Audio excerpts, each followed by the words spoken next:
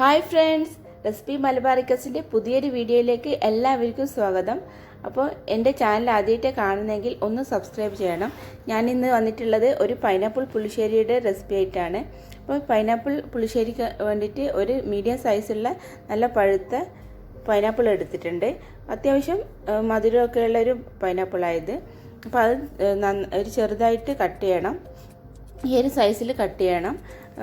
ഒരുപാട് വെളുപ്പയിൽ ഇത്ര ടേസ്റ്റ് ഉണ്ടാവില്ല. അപ്പോൾ അതിന് വേണ്ടിയിട്ട് അരപ്പിന് വേണ്ടിയിട്ട് ഒരു അരമുറി തേങ്ങ, ഒരു 3 പച്ചമുളക്, 1/4 ടീസ്പൂണ് ജീരകം, പിന്നെ വറ്റൽമുളക്, കറിവേപ്പില, പിന്നെ കടുക് വറുക്കാൻ ആവശ്യമായിട്ടുള്ള കടുക് വേണം, ഒരു ടേബിൾ സ്പൂണ്.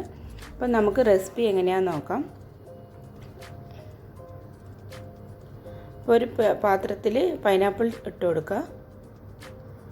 പൈനാപ്പിൾ ഒരുപാട് പുളിയുള്ളതല്ല, ഇത് ഒരു മീഡിയം സൈസുള്ള നല്ല പഴുത്ത പൈനാപ്പിളായത്. പൈനാപ്പിൾ വേവാൻ ആവശ്യമായിട്ടുള്ള 1 ഗ്ലാസ് വെള്ളം ഒഴിച്ചു കൊടുക്കാം. വെള്ളം ഒരുപാട് ആവാൻ പാടില്ല, പെട്ടെന്ന് പൈനാപ്പിൾ വേവുകയും ചെയ്യും. പിന്നെ ഒരുപാട് നമ്മൾ വെന്ത് കഴിഞ്ഞാൽ ടേസ്റ്റ് ഉണ്ടാവുകയില്ല. അപ്പോൾ ഒരു 3 പച്ചമുളക് നമുക്ക് കീറിയത് ഇട്ട് കൊടുക്കാം. ഇതിന് അത്യാവശ്യം എരിവുണ്ടാവും. 3 പച്ചമുളക്, ഇത് എരിവുള്ള പച്ചമുളകാണ്. അപ്പം അത്യാവശ്യം എരിവാണെങ്കിൽ നിങ്ങൾക്ക് ഇതിൻ്റെ പച്ചമുളകിൻ്റെ അളവ് കൂട്ടുകയും കുറയ്ക്കുകയും ചെയ്യാം. അപ്പോൾ ഇനി നമുക്ക് ഒരു 1/2 ടീസ്പൂണ് മഞ്ഞൾപ്പൊടി ചേർത്ത് കൊടുക്കുക. അപ്പോൾ ഇത് അടച്ച് വെച്ചിട്ട് ഒരു 5 മിനിറ്റ്സ് ഒന്ന് വേവിച്ചെടുക്കാം. അപ്പോൾ അതേ സമയം തന്നെ തേങ്ങ അരപ്പ് തയ്യാറാക്കണം. അതിന് വേണ്ടി ഒരു അരമുറി തേങ്ങ എടുത്തിട്ടുണ്ട്. പിന്നെ നല്ല ജീരകം ഒരു 1/4 ടീസ്പൂൺ എടുത്തിട്ടുണ്ട്. ഒന്ന് മിക്സിയുടെ ജാറിലേക്ക് ഒന്ന് ഇട്ട് കൊടുക്കാം.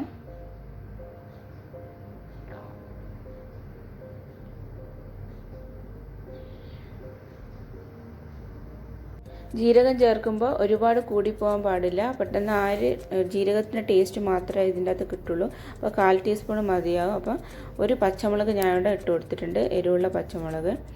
അപ്പം ഒരു 1/4 കപ്പ് വെള്ളം ഒഴിച്ചിട്ട് ഒന്ന് അരച്ചെടുക്കട്ടെ. അപ്പോൾ തേങ്ങാക്കൂട്ടിട്ട് റെഡി ആയിട്ടുണ്ട്. ഇനി നമുക്ക് പൈനാപ്പിൾ വെന്തോന്ന് നോക്കാം. അപ്പോൾ പകുതി വേവായിട്ടേ ഉള്ളൂ. അപ്പോൾ ഉപ്പ് ചേർത്ത് കൊടുക്കാം. പൈനാപ്പിളിൽ ഫസ്റ്റ് തന്നെ ഉപ്പ് ചേർക്കാൻ പാടില്ല. പകുതി വേവുന്ന സമയത്ത് മാത്രമേ ഉപ്പ് ചേർക്കാൻ പാടുള്ളൂ. അപ്പോൾ ഇത് മിക്സ് ചെയ്ത് കൊടുക്കാം. അപ്പോൾ ഇതിന് തുറന്ന് വെച്ചിട്ട് തന്നെ ഒന്ന് വേവിച്ചെടുക്കണം. അപ്പോൾ ഇതിൽ ചേർക്കാൻ ഞാനൊരു 1/2 കപ്പ് തൈര് എടുത്തിട്ടുണ്ട്. തൈര് ഒരുപാട് പുളിയുള്ള തൈരല്ല, ഒരു മീഡിയം പുളിയുള്ള തൈരാണിത്.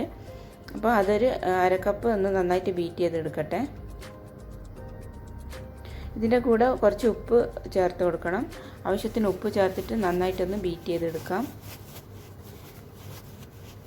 ഈ അരപ്പും തൈരും ഒന്ന് നന്നായിട്ട് മിക്സ് ചെയ്തെടുക്കണം നമുക്ക്.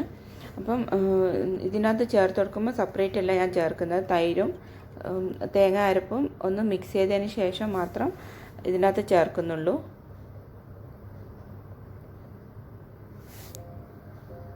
അപ്പം നമുക്ക് പൈനാപ്പിൾ പുളിശ്ശേരിയിൽ മിക്സ് ചെയ്ത് വെച്ച് തൈരും തേങ്ങാക്കൂട്ടും ചേർത്ത് കൊടുക്കാം.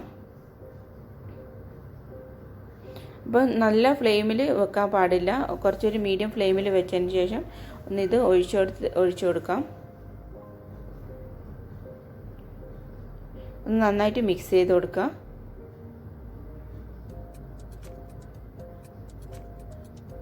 അപ്പോൾ ഇനി നമുക്കിത് തിളപ്പിക്കാൻ പാടില്ല. ഈ ഒരു സ്റ്റേജിൽ തന്നെ നമുക്കിതൊന്ന് ഫ്ലെയിം ഓഫ് ചെയ്യണം. അധികം തിളപ്പിച്ചാൽ തൈര് പിരിഞ്ഞു പോവും. അപ്പം പിന്നെ യൂസ് ചെയ്യാൻ പറ്റില്ല. അപ്പം ഇത് ഇവിടെ റെഡി ആയിട്ടുണ്ട്. അപ്പോൾ ഇനി ഇതിനകത്ത് താളിക്കേ വേണ്ടൂ. അപ്പം ഞാനൊരു 2-3 ടേബിൾ സ്പൂണ് വെളിച്ചെണ്ണ ഒരു പാനിൽ ഒഴിച്ചു കൊടുത്തിട്ടുണ്ട്. അപ്പം കടുക് ആവശ്യത്തിന് കടുക് ഇട്ട് കൊടുക്കാം. ഒരു 2 ടേബിൾ സ്പൂൺ കടുക് ഇട്ടിട്ടുണ്ട്. അപ്പോൾ കടുക് പൊട്ടിയതിന് ശേഷം വറ്റൽമുളകും കറിവേപ്പിലയും ചേർത്ത് കൊടുക്കാം.